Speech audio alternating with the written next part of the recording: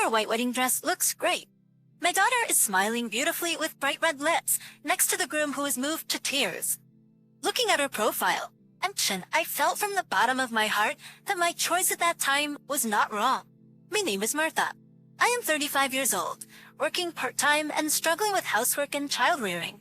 My daughter Lena is 5 years old and attends preschool. She is a strong girl who likes to go to the little children's class and take care of them. She's a very caring girl. My son Raphael is 3 years old. He's an energetic and active boy, but still loves his mommy and is very spoiled. I am happy to have such two lovely children, but there's one thing I failed to do. I made one mistake in choosing my life partner, my husband. I'm going fishing tomorrow. Late on a Friday night, my husband comes smelling of alcohol. I was astonished when he said that, as if it were a matter of course. Wait a minute, you promised to take the kids to the zoo tomorrow. My coworker said the tide is going to be great tomorrow. I've already booked the boat. Oh no, the kids were looking forward to it. Well, tell the kids to look forward to my big catch, because Daddy's going to catch it. Without paying any attention to my protests, my husband began to check his fishing gear. He showed no sign of regret for breaking his promise to the children. I don't know how many times he has betrayed me. I could not help but be disgusted beyond anger. Alvin, my husband of 5 years, is always like this. He puts his work and hobbies before his family. Of course, he never takes care of the children or housework. He only takes care of the children on days when he is in a good mood.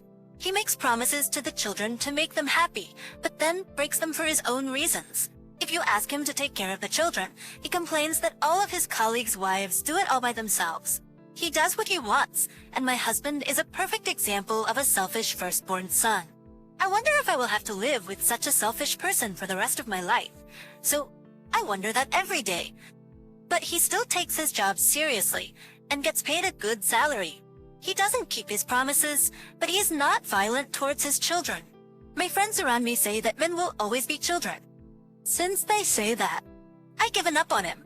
Then one day, my daughter suddenly developed a fever of 102 degrees Fahrenheit and had to miss preschool.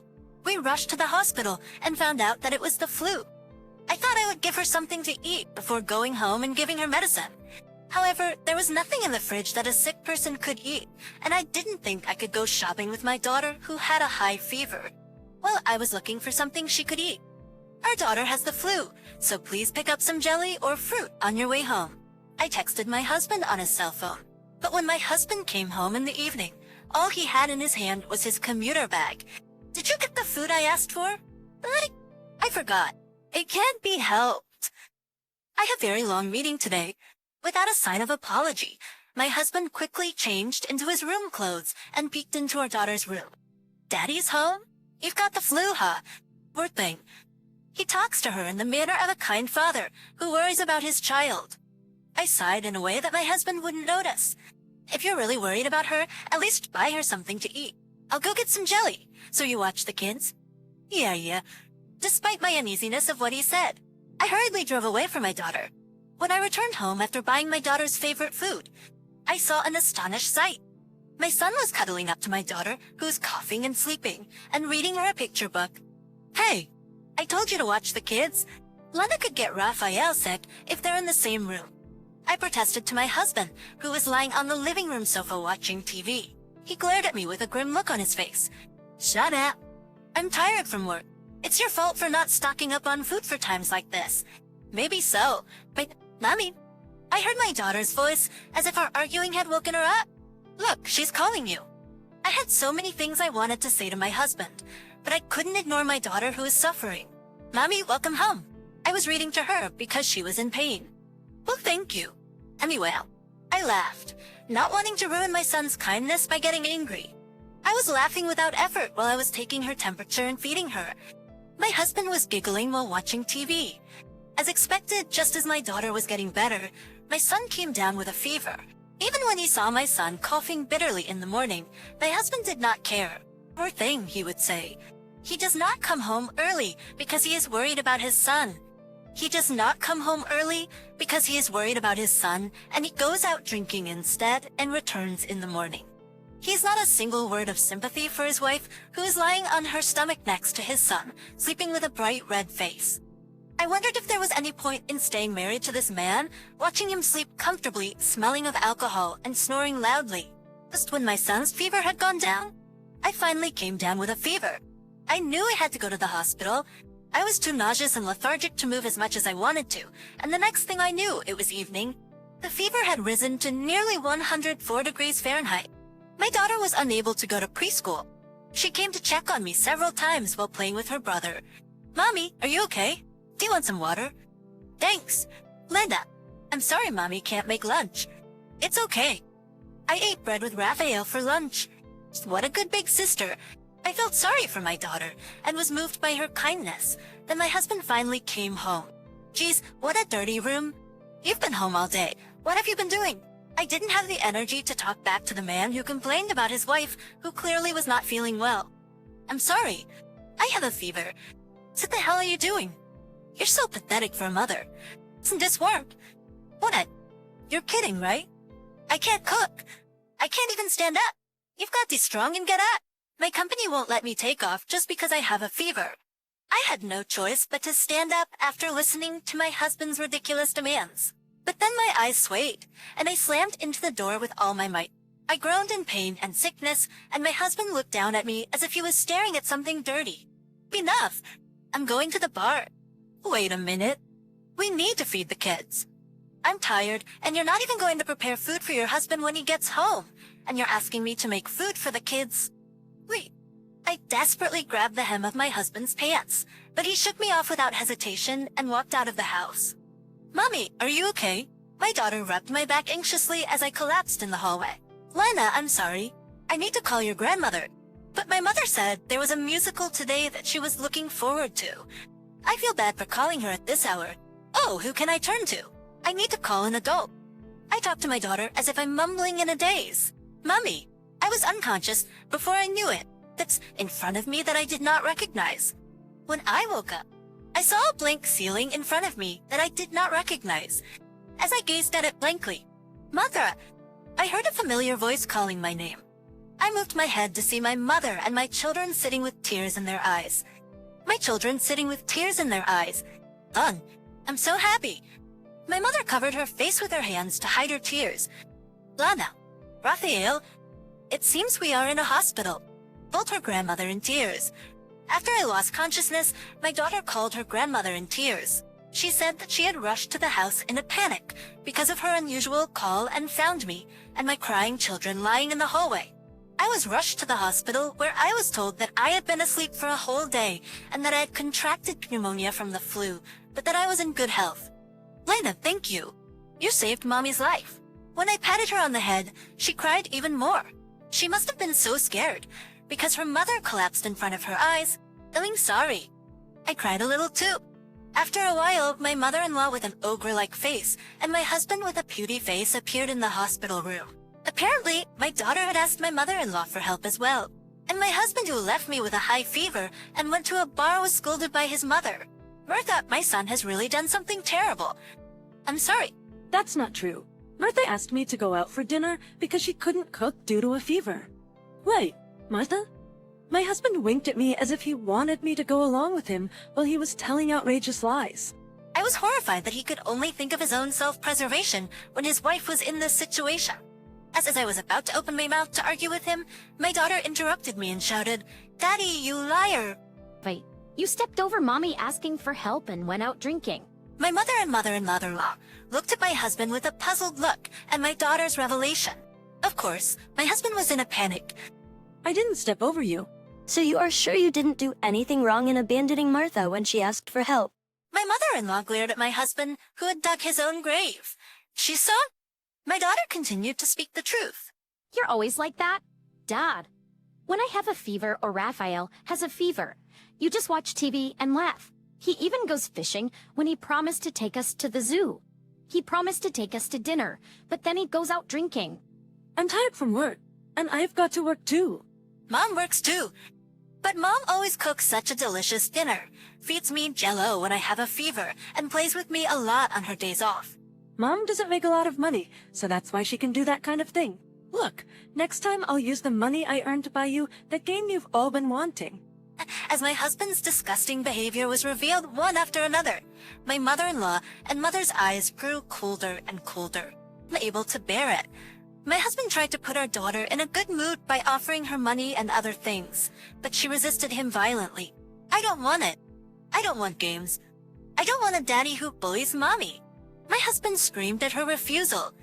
I just want mommy to be happy. My son clings desperately to the bed, mimicking my daughter who hugs me with tears streaming down her face. I'll stop asking for toys and eat my Bristol Cusher hair. I'll do my best even if Daddy's not here. Raphael, not you too. Even his son rejected him, and my husband's complexion went even paler.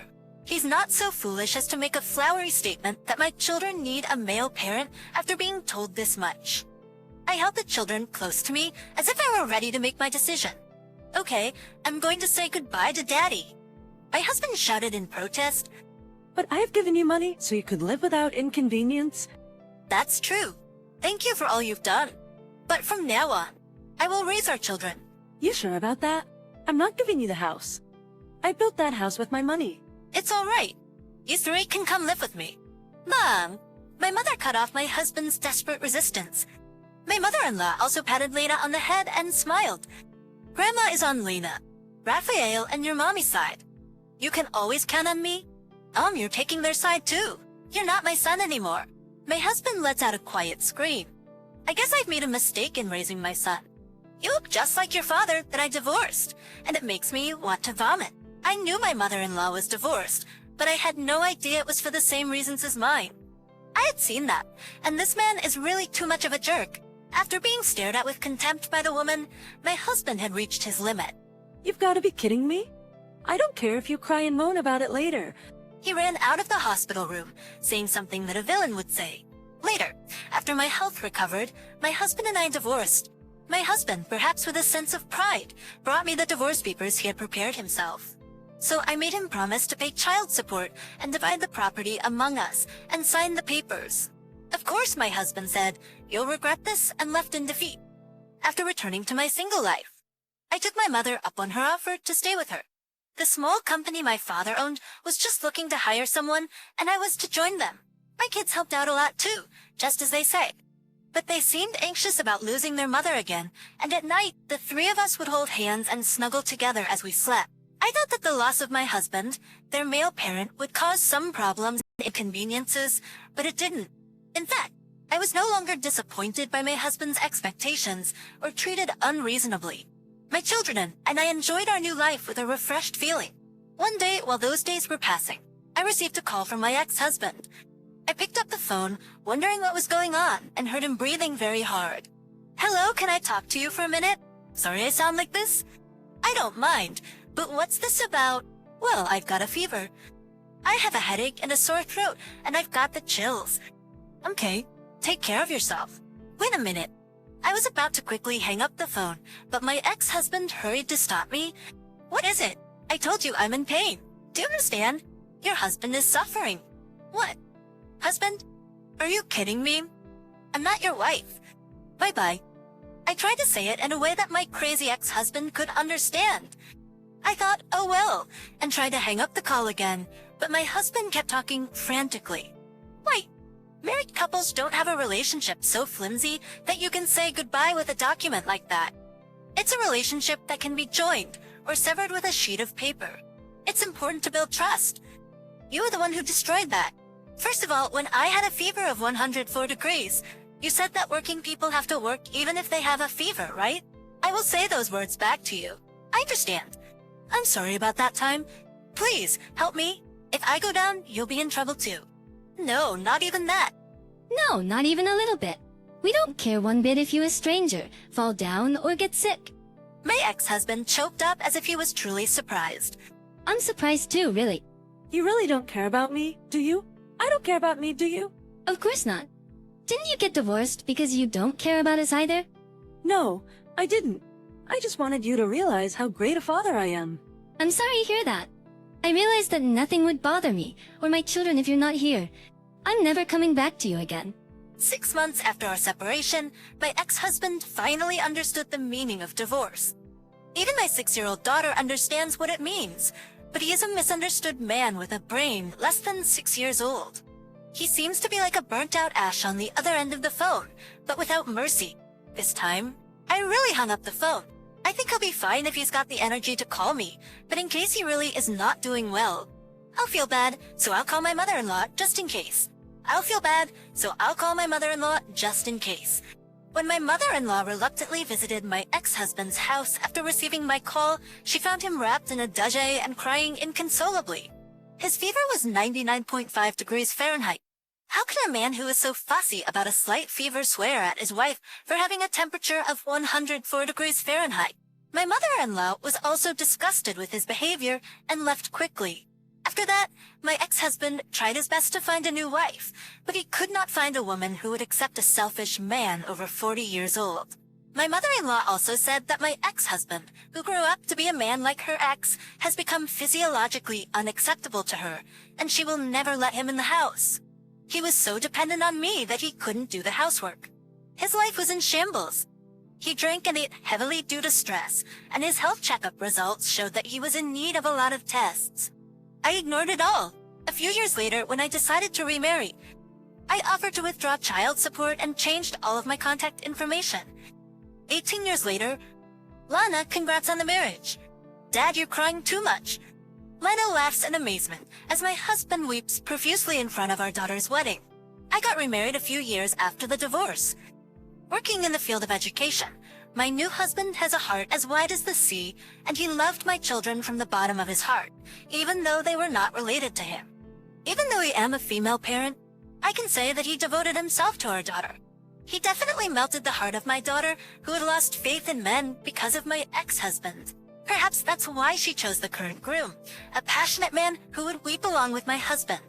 I smiled a little at the sight of the two big men crying before the ceremony even started and took my daughter's hand.